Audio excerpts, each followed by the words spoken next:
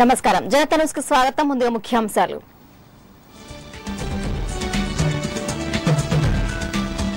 తెలంగాణలో మోడీ సోనియాల ప్రభావం ఉండదు, గెలుపుపై ధీమా వ్యక్తం చేసిన కవిత.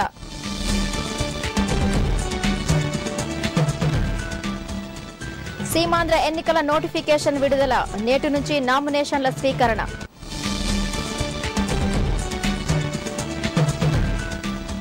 సీమాంధ్ర టీడీపీ రెండో జాబితా విడుదల, 6 ఎంపీ 40 ఎమ్మెల్యే స్థానాలకు అభ్యర్థుల ప్రకటన. కూకట్పల్లి నుంచి టీడీపీ ఎన్నికల ప్రచారం, పలు ప్రాంతాల్లో రోడ్ షోలు, సభలో ప్రసంగించనున్న బాబు.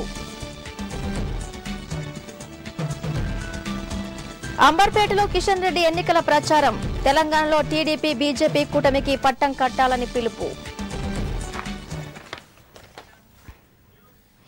తెలంగాణ భవన్లో టీఆర్ఎస్ అధినేత కేసీఆర్ తో ఆ పార్టీ నేతలు సమావేశమయ్యారు. పార్టీ ఎమ్మెల్యే, ఎంపీ అభ్యర్థులు, ఎమ్మెల్సీలు, జిల్లా అధ్యక్షులు, ఇన్ఛార్జీలు ఈ భేటీకి హాజరయ్యారు. ఎన్నికల ప్రచారంలో అనుసరించాల్సిన వ్యూహం, ప్రచారంపై నేతలతో కేసీఆర్ చర్చిస్తున్నారు.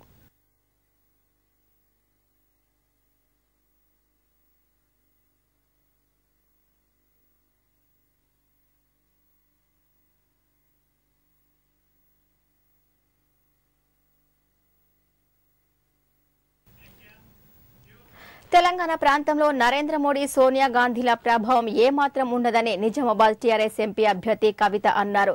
టీఆర్ఎస్ ను ఓడించేంత సీన్ వీరికి లేదని చెప్పారు. తెలంగాణలో మెజార్టీ అసెంబ్లీ, పార్లమెంటు స్థానాలను టీఆర్ఎస్ కైవసం చేసుకుంటుందని తెలిపారు. తెలంగాణ ప్రజలు టీఆర్ఎస్ ను తమ ఇంటి పార్టీగా భావిస్తున్నారని అన్నారు. కాంగ్రెస్, టీడీపీలు రెండు దొందేనని ఆమె ఎద్దేవా చేశారు. ఈ రెండు పార్టీలు తెలంగాణ అభివృద్ధి కోసం ఏనాడు చిత్తశుద్దితో పనిచేయలేదని విమర్శించారు. కొంత ఎక్కడైనా యూత్ ఇంట్రెస్ట్ చూపించినా కూడా కేసీఆర్ గారి మేనిఫెస్టో, పార్టీ మేనిఫెస్టో చూసిన తర్వాత అందరూ కూడా మన రాష్ట్రాన్ని అభివృద్ధి చేసుకోవాలనుకుంటే మనకు ఎంపీలు కూడా అంతే నంబర్లో ఉండాలి, ఎక్కువ నంబర్లో ఉండాలి అన్నటువంటి భావనతో ఉన్నారు. ఎందుకంటే ఏ ప్రభుత్వం వచ్చినా, ప్రెసిడెంట్ వచ్చినా, మోడీ వచ్చినా, కాంగ్రెస్ వచ్చినా వాళ్ళని శాసించే స్థాయిలో టీఆర్ఎస్ అభ్యర్థులు ఎంపీలు ఉండాలన్నటువంటి భావన వీళ్ళ తెలంగాణ ప్రజల్లో ఉంది. కాబట్టి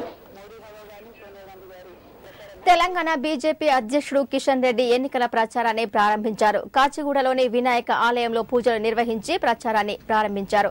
తన నియోజకవర్గం అంబర్పేటలో గడప గడపకు వెళ్లి బీజేపీకి ఓటు వేయాలని కోరుతున్నారు. తెలంగాణలో టీడీపీ బీజేపీ కూటమికి పట్టం కట్టాలని ఓటర్లకు విన్నవిస్తున్నారు కిషన్ రెడ్డి.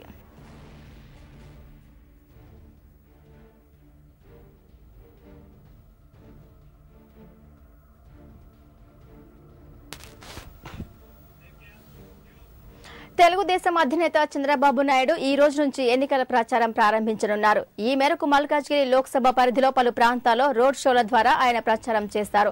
మధ్యాహ్నం కుక్కటపల్లి చేరుకుని అక్కడ జరిగే బహిరంగ సభలో ఆయన ప్రసంగిస్తారు. తర్వాత రోడ్ షో నిర్వహిస్తారు. బాల్నగర్ లో సాయంత్రం కుత్బుల్లాపూర్, సుచిత్ర సెంటర్ లో ఆయన ప్రసంగిస్తారు. అనంతరం హస్మత్పేట్, బోయిన్పల్లి, ఏఓసీ సెంటర్లలో ప్రచారం నిర్వహిస్తారు. చివరిగా రాత్రి మల్కాజ్గిరిలో జరిగే బహిరంగ సభలో పాల్గొంటారు.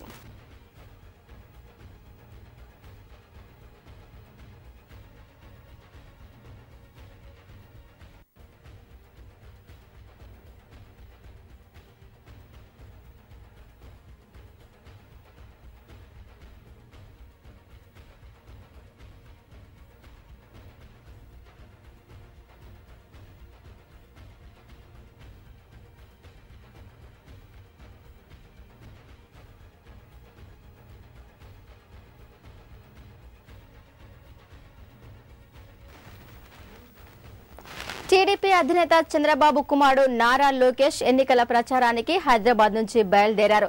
కృష్ణా జిల్లా నిమ్మకూరు నుంచి యువ ప్రభంజనం పేరిట ఆయన తన ప్రచారాన్ని ప్రారంభించనున్నారు. ఈ క్రమంలో పామూరు, గుడివాడ, పెనమలూరు, గన్నవరం నియోజకవర్గాల్లో లోకేష్ ప్రచారం సాగుతుంది. అటు బాబు ఎన్నికల ప్రచారం కూడా నేడు మల్కాజ్గిరి నుంచి మొదలు కానుంది.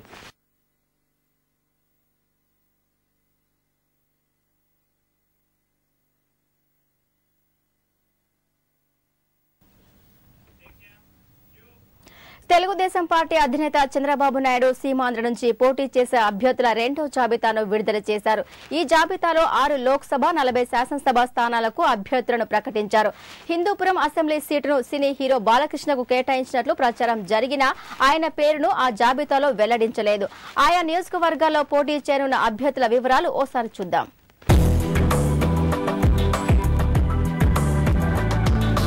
లోక్సభ సభ్యులు రాజమండ్రి మురళీమోహన్, గుంటూరు గల్లా జయదేవ్, నరసరావుపేట రాయపాటి సాంబశివరావు, అనంతపురం జేసీ దివాకర్ రెడ్డి, నెల్లూరు ఆదాల ప్రభాకర్ రెడ్డి, కడప శ్రీనివాసులు రెడ్డి, శాసనసభ్యులు Gannavaram Vallabhaneni Vamsi, Ramachandrapuram Thota Trimurthulu, Ongole Damacharla Janardhan, Nandigama Tangirala Prabhakar Rao, Kothapeta Bandaru Satyanandarao, Vemuru Nakka Anandababu, Chilakaluripet Prathipati Pullarao, Bobbili Tentu Lakshminaidu, Machilipatnam Kollu Ravindra, Vizianagaram Meesala Geetha, Tenali Alapati Rajendra Prasad, Vinukonda Anjaneyulu, Gurajala Yarapathineni Srinivasarao, Srungavarapukota K Lalitha Kumari, Chirala Bavilala Sunitha, Nidadavolu B Seshurao, Tanuku Radhakrishna, Yerragondapalem B Ajitharao, Polavaram Mudiyam Srinivas, Denduluru CH Prabhakar Rao, Repalle Satyaprasad, Pedakurapadu K Sridhar, Markapuram Kandula Narayana Reddy, Kandukur దివి Sivaram, Nellore town Sridhara Krishnareddy, Puthalapattu L Lalitha Kumari, Chittoor DK Satyaprabha, Gangadhara Nellore G Kuthuhalamma, Chandragiri Galla Arunakumari, Thamballapalle G Shankar Yadav, Singanamala Bandaru Ravikumar, Tadipatri JC Prabhakar Reddy, Mydukur Sudhakar Yadav, Pulivendula Satish Reddy, Udayagiri Bollineni Ramarao, Venkatagiri K Ramakrishna, Eluru Badetikota Ramarao, Tiruvuru Nallagatla Swamidasu, Ponnur Dhulipalla Narendra. సీమాంధ్రలో 25 లోక్సభ 175 అసెంబ్లీ స్థానాలకు ఎన్నికల నోటిఫికేషన్ జారీ చేశారు. నేటి నుంచి 19వ తేదీ వరకు నామినేషన్లు స్వీకరించనున్నారు. ఈ నెల 23న ఉపసంహరణకు తుది గడువు. 13, 14, 18వ తేదీలు సెలవు దినాలు కావడంతో మిగతా 5 రోజులు నామినేషన్లు స్వీకరిస్తారు. పోలింగ్ మే 7వ తారీఖు నాడు జరగనుంది.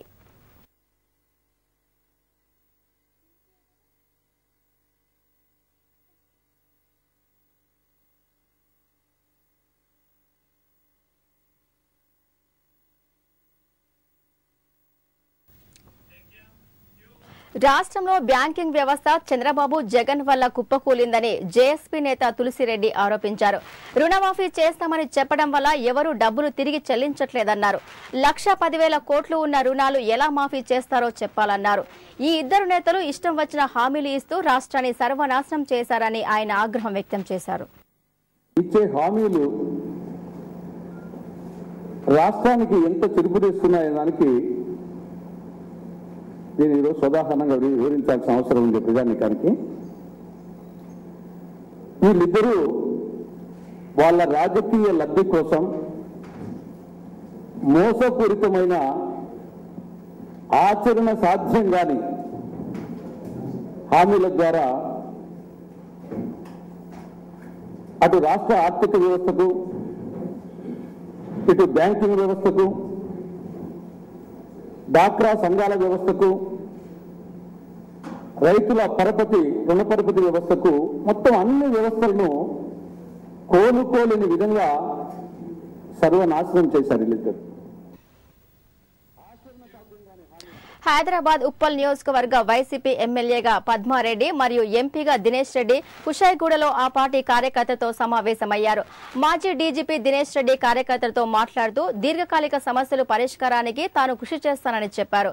పోలీస్ మాజీ డీజీపీగా ఉన్నప్పుడు ఎన్నో మంచి పనులు, బెస్ట్ పోలీస్ ఫోర్స్ అవార్డు కూడా అందుకున్నారని ఆయన గుర్తు చేశారు. తాను పోలీసుగా బాధ్యతలు చేపట్టిన తర్వాత ఆర్టీసీ లాభాలు వచ్చాయని చెప్పారు. తాను చేసిన పనులను దృష్టిలో పెట్టుకుని నా మీద నమ్మకం ఉంచి నన్ను ఎంపీగా అత్యంత మెజార్టీతో గెలిపించమని దినేష్ రెడ్డి కోరారు. ఎందుకు ఏం చేయలేకపోయారో నాకు అర్థం కావటం లేదు. ఈ ప్రాంత బాగుపరచాలంటే, అదేవిధంగా మీ యొక్క ఉన్నతి కొరకు ముఖ్యంగా ఈ ప్రాంత ప్రజలు నేను కోరేది ఏమిటంటే, ఉన్నత విలువలు కట్టుబడి గతంలో ఎక్కడ కాలు పెడితే అక్కడ బ్రహ్మాండంగా పనిచేసిన వ్యక్తులు, ఒక చట్ట నిబద్ధతతో, ఒక మిస్టరీ స్పిరిట్తో పనిచేసి మంచి రిజల్ట్స్ తీసుకుని వచ్చిన వ్యక్తులకి మీ అమూల్యమైన ఓటు హక్కు వినియోగించుకొని మీరు వేయగలిగితే ఢిల్లీ నుంచి హైదరాబాద్ బయలుదేరిన ఎయిర్ ఇండియా విమానంలో సాంకేతిక లోపం తలెత్తింది. ఉదయం 6:15 ఢిల్లీ నుంచి హైదరాబాద్ బయలుదేరిన విమానంలో గంట ప్రయాణం తర్వాత సాంకేతిక లోపం ఉన్నట్లు పైలట్ గుర్తించాడు. దాంతో అప్రమత్తమైన పైలట్ విమానాన్ని వెనక్కి మళ్లించి ఢిల్లీ విమానాశ్రయంలో అత్యవసరంగా దించివేశాడు. ఈ విమానంలో బీజేపీ అగ్రనేత వెంకయ్యనాయుడు సహా మిగతా ప్రయాణికులు క్షేమంగా బయటపడ్డారు.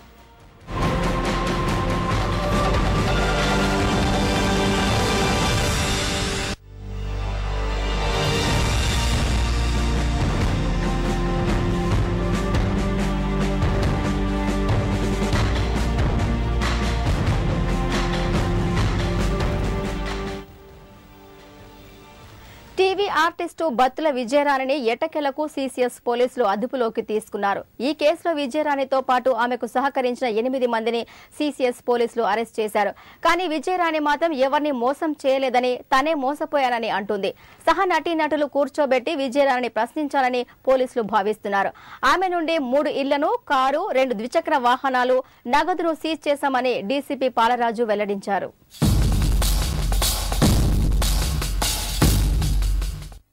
చీటీల పేరిట సహనటులకు జటగోపం పెట్టి కనిపించకుండా పోయిన బుల్లితెర నటి బత్తుల విజయరాణితో పాటు సహకరించిన 6 కుటుంబ సభ్యులు న్యాయవాదిని పోలీసులు అరెస్టు చేశారు.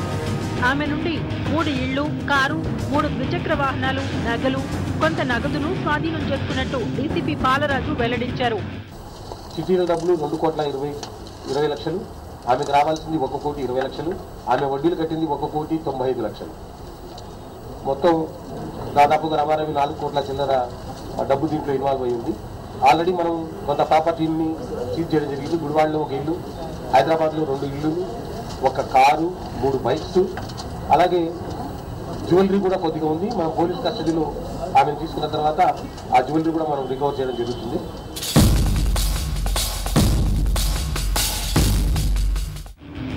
ఈ వ్యాపారంలో తన సహనటుల నుంచి 2,50,00,000 వరకు వసూళ్లు చేశారు. అయితే విజయరాణి నష్టాల్లో తన వ్యాపారాన్ని కొనసాగించింది.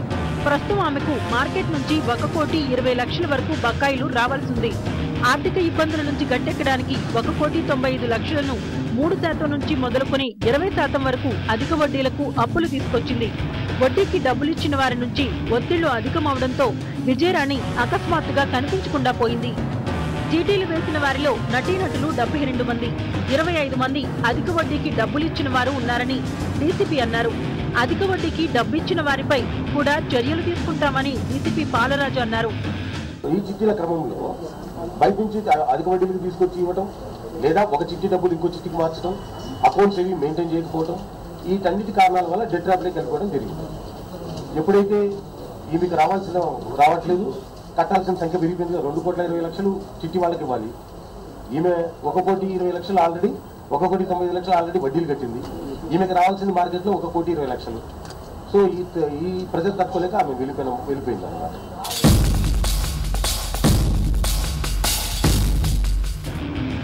నా దగ్గర చిట్టీలేసి చాలా మంది డబ్బులు ఎగ్గొట్టారు. నేనెవరిని మోసం చేయలేదు. అందరూ కలిసి నన్ను మోసం చేశారు. ఎక్కువ వడ్డీలకు అప్పులు చేసి కొంతమంది బకాయిలు తీర్చాను. డబ్బుల కోసం కొందరు చంపుతామని బెదిరించారు.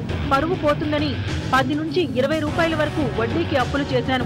తిండి తినడానికి డబ్బు లేవు. పోలీసులే నాకు భోజనం పెట్టించారు. ముందుగా పోలీసులను ఆశ్రయించకుండా తప్పు చేశానని విజయరాణి అన్నారు.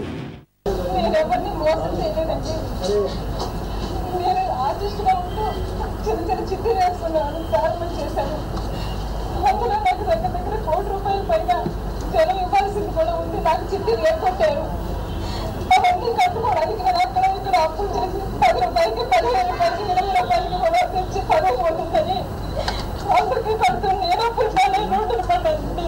అంటే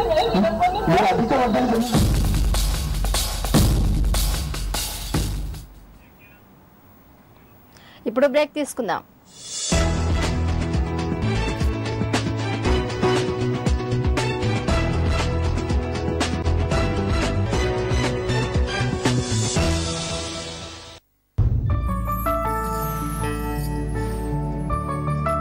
శిల్ప పెళ్ళెప్పుడు ఎన్ని సంబంధాలు చూసినా నచ్చట్లేదు.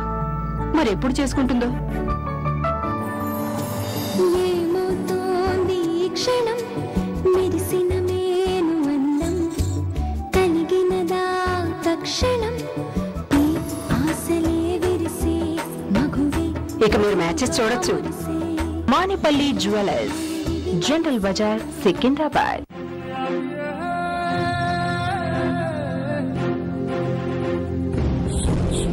देशवासियों बातें ये अभिमान की, इस ताकत से आगे बढ़ो तुम जिंदगी जियो शान की.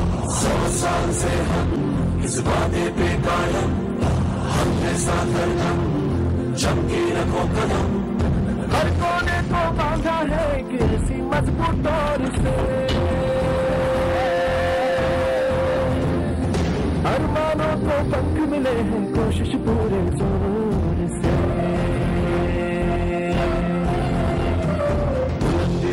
बुलंद हौसले सुनो आजादी की, इस ताकत से आगे बढ़ो तुम जिंदगी की शान. 100 साल से हम इस वादे पे कायम, हमने साथ हरदम जम के रखो कदम. भारत के अदम्य जोश को सलाम. Central bank of India.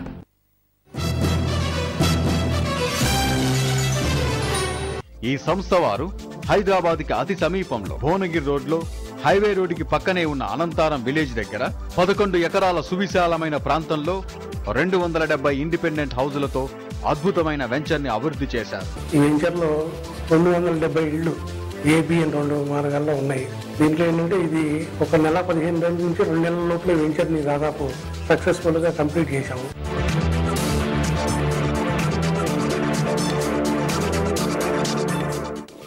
Building కట్టిన, ఓ రోడ్స్ వేసిన, ఓ 60 mm మెటల్, 40 mm ఓ బీటీ హెచ్పి డాంబర్ డబ్బాలతో మంచి క్వాలిటీగా ఉండాలని, మా కస్టమర్స్ అందరికి ఎలాంటి ఇబ్బంది కలగకుండా మంచి డెవలప్మెంట్ చేసేయాలని, ఇది మంచి సక్సెస్ఫుల్ చేయాలన్నట్టుగా చేస్తున్నాం ఇక్కడ.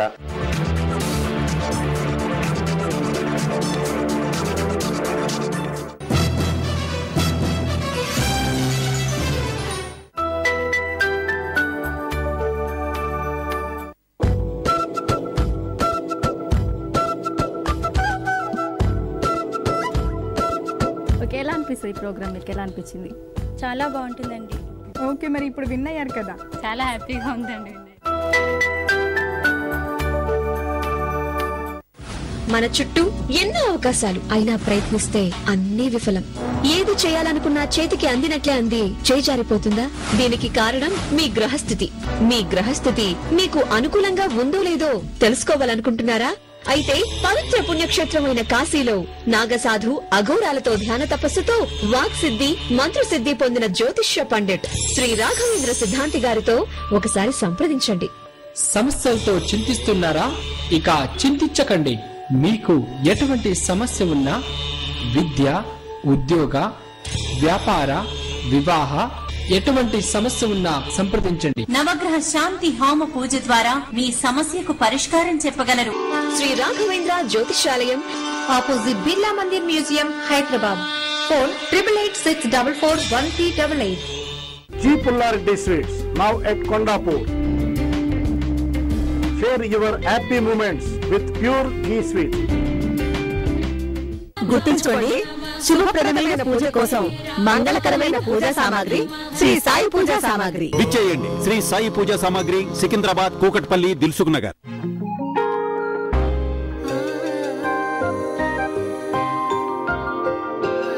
అపురూపమైన అందం,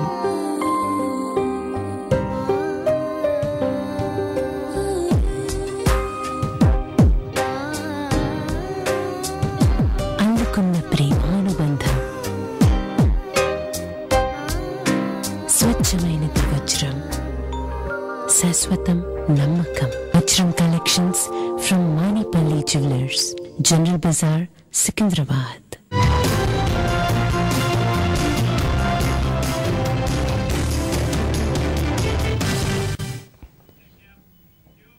బ్యాక్ టు న్యూస్.